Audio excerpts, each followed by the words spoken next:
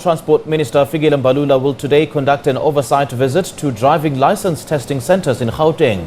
The minister is expected to speak on the approaching deadline for the extension of license validity and other related issues.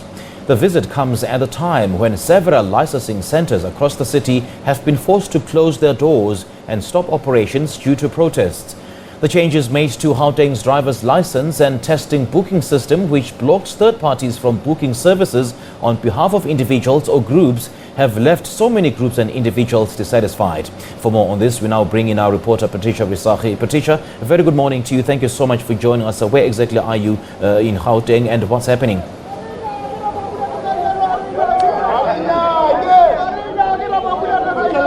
Well, good morning. Certainly ahead of the minister's arrival here at one of the testing stations here in Acacia, north of Pretoria, you can see a protest that is underway that, of course, is headed by the driving school owners who feel that the changes that are brought to the system has affected them badly. But it's not just them who are affected. Of course, ordinary citizens as well affected. I just want to speak to one who has driven all the way from Boksburg, and here I'm joined by Mr. Paul Minna. You've been here since early morning. Just tell us about how you are affected.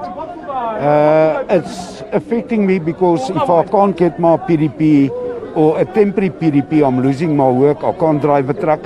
I'm a truck driver and I'm battling from last week. I was here on Monday, I was on Wednesday, Friday, and I phoned this morning and they told me the offices are open, so I came all the way from Boksburg again.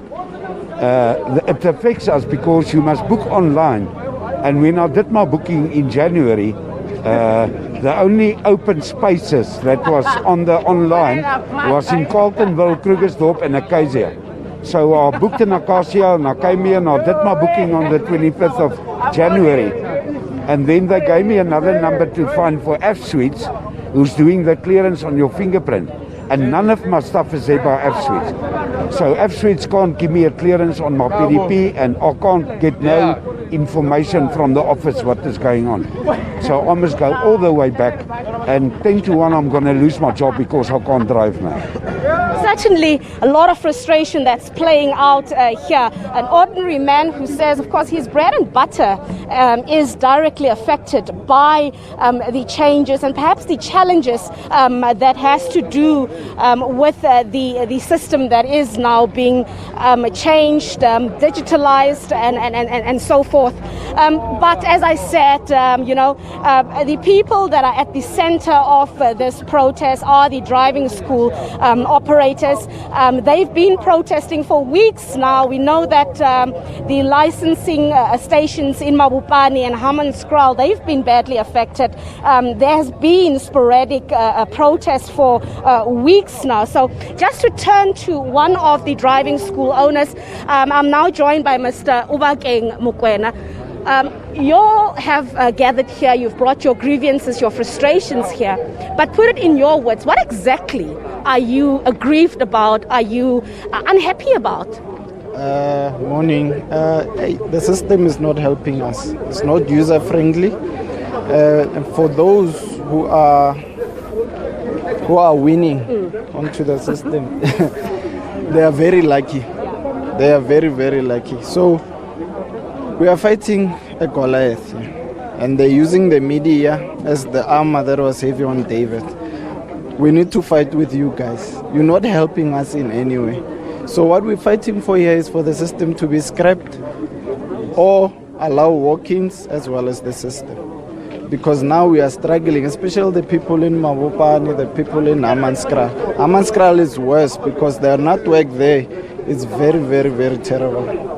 So put it better for us, for somebody who does not really understand, so that they can have a clearer understanding. When you're saying you are struggling as driving school owners, what exactly is it that you previously did that you can't do currently? Previously we didn't have a load of clients knocking on our doors saying that we cannot use the system. That's the main concern. taxi drivers are knocking at our doors. We can't renew PDPs. The work is it's too much. So we need them to make the system very user-friendly. We are urging them that if they don't fix the system, there's going to be hell to pay. Already KZN is about to join us on Wednesday. We don't know if the association from the taxis will be able to join us as well, because the struggle is real. Now, you tell us, introduce yourself, but also tell us, as a driving school owner, how are you affected financially? How's your business affected? My name is Tabone. I'm very much affected. Because because as our business, our business with that online before, everything was simple, and then we are not charging anyone maybe for bookings, because it's included in our package. Once I give you the package. Also, the online system, the online booking is also inside there. Yes. But what about the complaints about corruption? There have been a lot of complaints over the years that there's a lot of corruption. Some people have actually pointed fingers to the driving school, saying that the corruption is perpetuated by the driving school owners. Of course, we don't have evidence of that, but these accusations that have been labeled against your group. What about that? Because when the minister announced the system, he said one of the main reasons why there is a change is to actually tackle corruption that has compromised the system severely over the years. Okay, ma'am. Look here. Start here first. Answer here. Okay. I have an answer for it. Yeah. You need to start from the RTMC itself. How did they get a 20-year contract? It's the first time seeing a 20-year contract. And the second thing, the reason why we're on strike, to be honest, is that they released a tender. That tender was got. Who's that guy again? He got a tender, Drio. Got a tender from the RTMC. That guy now, they bought him a Code 14 truck, they bought him a Code 10 truck, they bought him motorcycles. Everything, all the material that he needs, he has. Where did he work? What did he do previously? How do you know him? He was an instructor. So what they did is they introduced a tender saying that they're looking for instructors. They're not looking for your car, they're not using for your business, they're only looking for instructors. So what they did is they got an instructor and they gave him material to work. What about the people from Maopan, the owners of the driving schools? They're struggling now. It's affecting our business in a severe manner. So you are basically saying that yes, there is corruption, but the issue of corruption should be looked at holistically. You also leveling it against the RTMC. RTMC is very corrupt because they have slots on Saturday and Sunday. We, as driving school, can't get those slots. Yes. How do they get the slots on Saturday and Sunday? They need to explain that to us. I had a client testing in Brongo Sprit on a Saturday. He was 10 back, saying that they're only testing people from the RTMC. So can you see the struggle is real? But the RTMC is part of transport. Don't you think that that's why they're getting the slots? No, why are they special? Yes. We want to know why are an agency of the transport department. We must be treated equally. We must be treated equally. Why are they special? Because they're the ones that they are making the corruption. We must be treated equally. Because RTMC, they are very special. What about us? We also have business. What about us? Yes. You wanted to say something? Yeah. This thing of Unitis is not only affecting the driving school businesses. It also affects the community at large. Because of some people are also losing their work. You understand? Because of when they log in on the system, they can't find slots.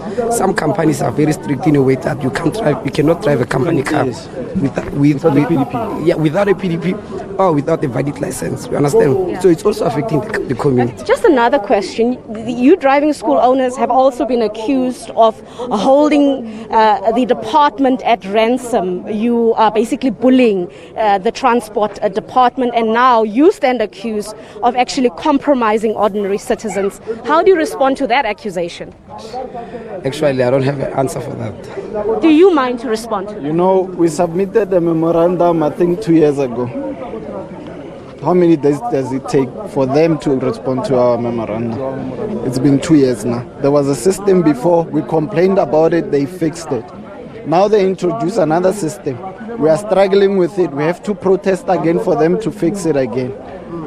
So we have a major problem on our hands. And if we don't fight for ourselves, who will fight for us? All right. Thank you so much. We'll have to obviously leave it at there. You can hear there is really a plethora of issues that are raised by the driving school owners, but not just them, ordinary citizens as well, that are laying bare their frustrations, saying that it seems like there are a lot of issues, but these issues are not tackled properly. But the issue of corruption, that issue that we know that it's been there for many, many years, that seems to be the main catalyst here. And it's a back and forth. The minister also saying that he is sanctioning or he is doing the change to eradicate corruption. But the driving school owners are throwing it back in his corner, saying but the corruption is actually at a department level, and the agencies such as the RTMC are also to blame. We'll have to obviously get reaction from the minister to hear where is the problem and what is the way forward, as you would know that many licensing testing stations in Pretoria in particular are affected and can't operate at the moment. For now, let's toss it back to studio.